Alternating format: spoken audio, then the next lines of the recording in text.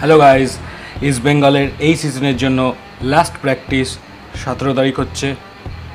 Johnny অ্যাকোস্তা বিদায় বেলায় একটা খুব ইমোশনাল একটা ইনস্টা স্টোরি দিলেন, ইনস্টা মেসেজ দিলেন।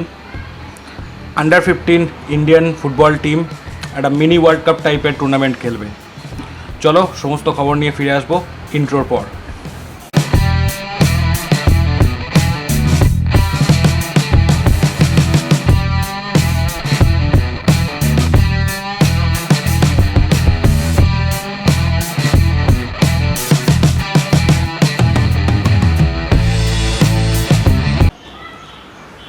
তো বন্ধুরা, ফিরে এলাম ইন্ট্রোর পর। নতুন ইন্ট্রোটা কেমন লাগলো বলো। চেষ্টা করছি আস্তে আস্তে একটু এডিটিংয়েও একটু ইমপ্রুভ করা, সমস্ত বিষয় একটু করে ইমপ্রুভ করার। তোমরাও আমাদের সাজেশান দিতে থেকো, কনস্ট্রাকটিভ সাজেশান দিতে থেকো অলওয়েজ। তো ফিরে আসছি খবরে। 17 তারিখ, কেন বারবার 17 তারিখ বলছি, কেননা এটা শ্যুট করা হচ্ছে 16 তারিখ।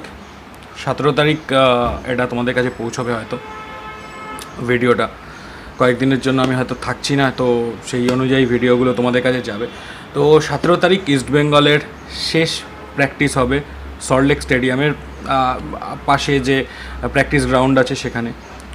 এবং কোয়েস ইস্টবেঙ্গল ম্যানেজমেন্ট আহ্বান করেছেন সমস্ত ফ্যানেদের, যেরকম ফ্যানেরা সারা বছর ধরে কোয়েস ইস্টবেঙ্গলের পাশে ছিল, সেরকম যেন লাস্ট প্র্যাকটিসের দিনেও আসে।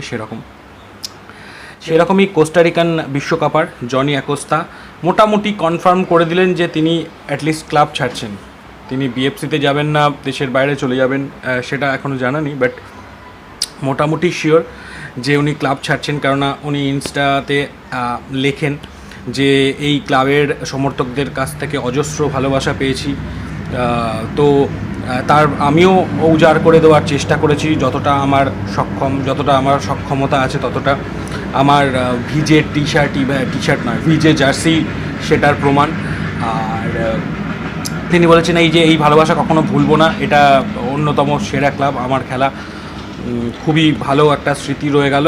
আর বিদায় বেলায় সবাইকে গুড বাই। সুতরাং মোটামুটি বোঝা যাচ্ছে যে জনি অ্যাকোস্তা আর থাকছেন না ইস্টবেঙ্গলে পরের বার। আশা করা গিয়েছিল আলেহান্দ্রো পুরো ব্যাপারটাকেই নতুন করে সাজাবে। দুজনই বোরহা গোমেজ আর বোধহয় কোলাডো, এই দুজনই থাকবেন যাদের উনি নিয়ে এসেছিলেন। আর বাকিরা যারা উনি এসে যাদের পেয়েছেন তাদের প্রতি উনি অতটা ইন্টারেস্টেড নন আপাতত। তো দেখা যাক, উনি একদম নিজের হাতে দল করুন। আর কতদিন, 2-3 বছর মোটামুটি সেই দলটা একসঙ্গে খেললেই দল হয়ে যাবে সেট।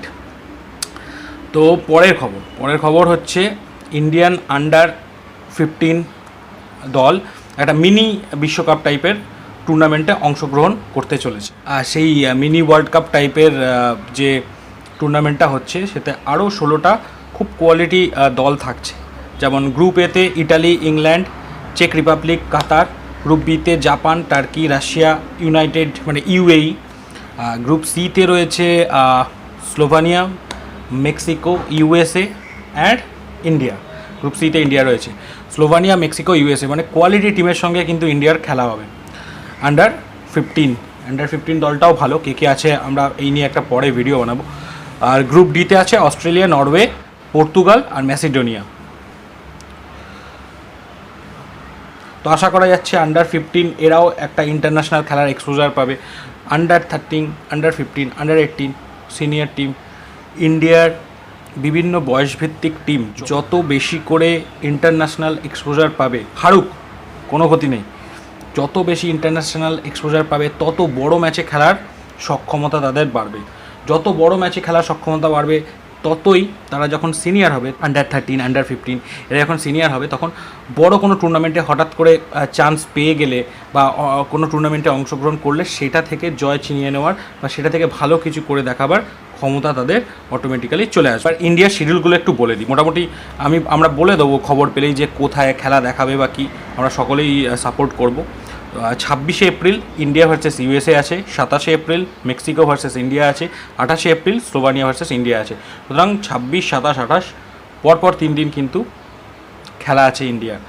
তো মানে একদম টেম্পারামেন্ট, এনার্জি, ফিটনেস একদম অ্যাটমোস্ট লেভেলে থাকলে তবেই এই সমস্ত ইন্টারন্যাশনাল টুর্নামেন্টগুলোতে সাকসেস পাওয়া যায়। তো দেখা যাক মোটামুটি ইন্ডিয়ান আন্ডার-15 টিম এবং খুব ইম্পর্টেন্টলি তার সাবস্টিটিউট, তার রিজার্ভ কতটা তৈরি আছে সেটার একটা পরীক্ষা সামনেই। এইবার একটা কন্ট্রাক্ট এক্সটেনশনের নিউজ তোমাদের দিয়ে দিই।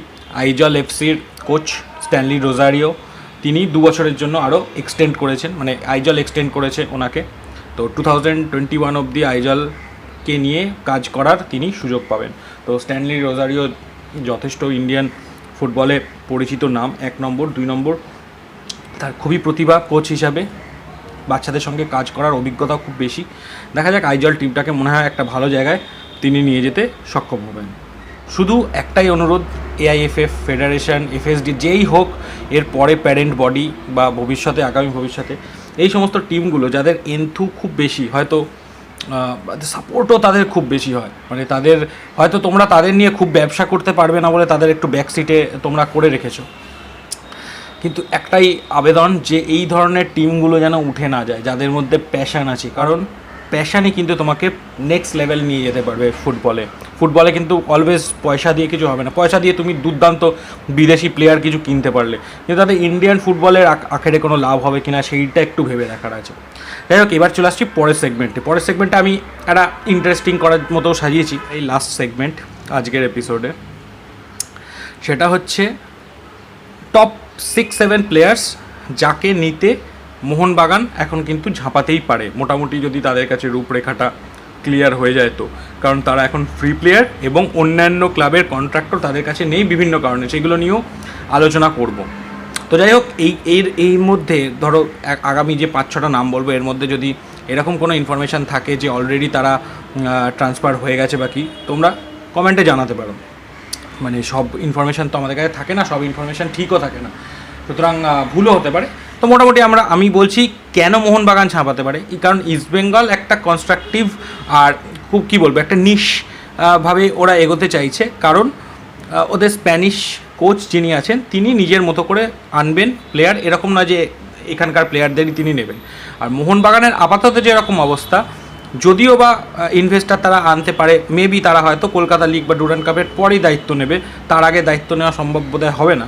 তো সেই কারণেই মোহনবাগান এখন কিন্তু খুব বাইরে থেকে বিদেশি আনা বা একটা টোটাল টিম সেট আপ তুলে আনা সেটা সম্ভব হবে না। সুতরাং খেলে যাওয়া মানে বিদেশিদের ওপরই তাদের নজর রাখতে হবে। এরকম আমরা সেগমেন্ট ওয়াইজ করতে থাকবো। তোমরাই জিজ্ঞেস করেছিলে যে একটা 4-5 জনের নাম বলো, তো আমি 5-6 জন 6 জন 7 জন যে দেখি বলতে বলতে যতজনের নাম মনে পড়ে সেরকম একটা নাম বলবো, যারা কিনা যাদের জন্য পরের বার মোহনবাগান ঝাঁপাতেই পারে। ফার্স্ট নাম যেটা আমি বলতে চাইবো সেটা হচ্ছে মিকুর কাছে অলরেডি অবশ্য অফার আছে এটিকে এবং আরও 2-3টে দলের।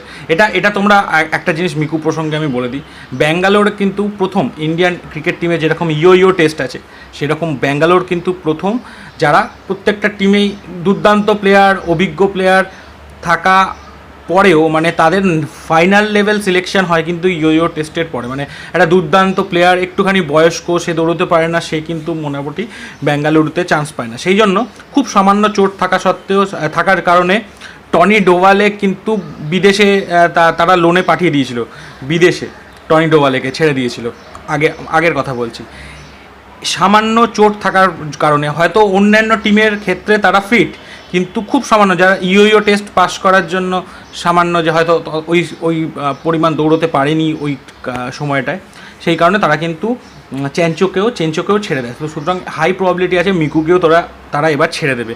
সেই কারণে আমি বলছি যে বেঙ্গালুরু এক্সটেন্ড করবে না, মিকু হয়তো সাউথ আমেরিকার কোনো ক্লাবে চলে যেতে পারে বা ইন্ডিয়াকেও বেছে নিতে পারে। তো যদি ভালো প্রস্তাব মোহনবাগান দিতে পারে তাহলে কিন্তু মিকু মোহনবাগানে খেলতেই পারে। হয়ে গেল মিকু।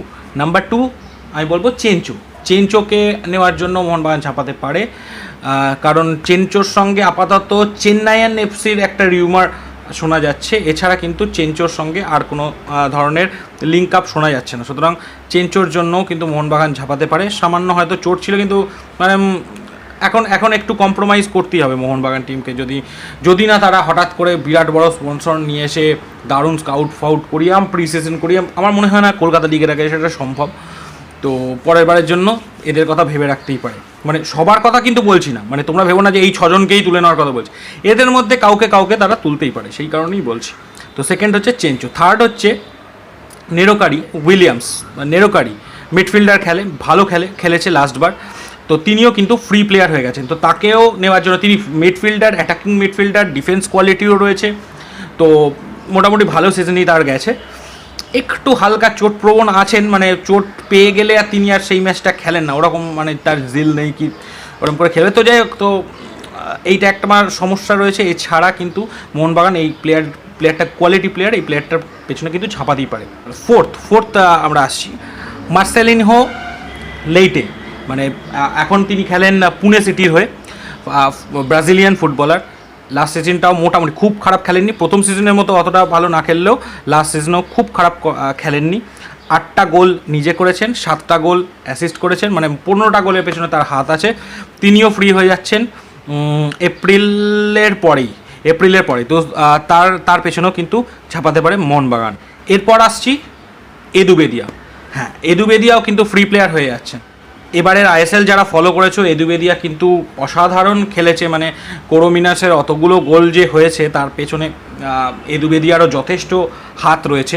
গোয়ার আইএসএলের প্লেয়ার, এখন আইএসএল থেকে তারা কি পরের বার কী খেলে সেটা বোঝা যাচ্ছে না।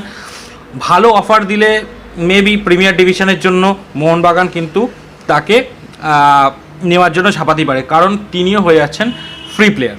এরপর যে প্লেয়ারটার দিকে মোহনবাগান ঝাঁপাতেই পারে তিনি হলেন ম্যাসন রবার্টসন। আগেরবার রিয়েল কাশ্মীরে যথেষ্ট ভালো খেলেছে, মোহনবাগানের বিরুদ্ধে গোল দিয়েছে, হাই প্রবাবিলিটি আছে মোহনবাগানের বিরুদ্ধে একটা মোটামুটি টান ম্যাচে যারা গোল করে দেয়, আগেরবারের হেনরি কিসেকা সেই মোহনবাগান টিমে চান্স পেয়ে যায়।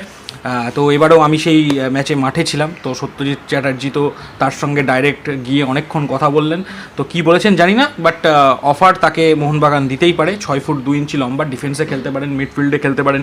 মোহনবাগান ম্যাচে তো স্ট্রাইকার খেলে ফেলেছিলেন।